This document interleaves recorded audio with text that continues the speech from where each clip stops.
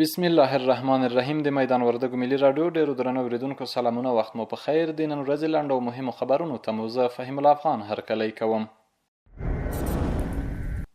د میدان وردګ ولایت مستوفیت انګړ کې د اسلامي امارت د زعیم په حکم د حج او اوقاف وزارت له لوري د یو باب مسجد د بنسټ ډبره کېښودل شوه چې په رغولو به یې 1.5 میلیون افغانۍ لګښت وشي.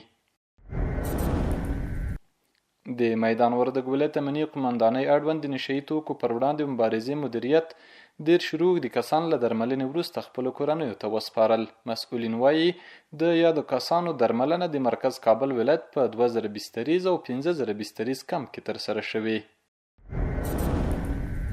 تېره اونۍ له ترکیې، ایران او پاکستان څخه شاوخوا 100,000 افغان کډوال بیرته هیواد ته راستنه شوي.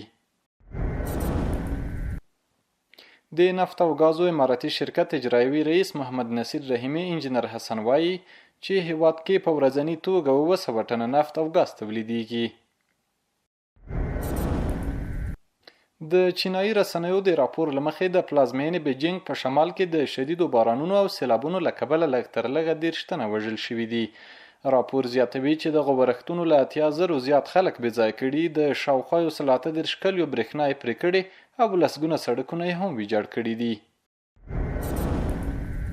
د الجزیرې خبري شبکې د راپور له مخې غزه تړانګ کې د اسرایلي یرغلګرو د وروستیو بریدونو له امله لږ تر لږه 92 فلسطینیان شهیدان شوي.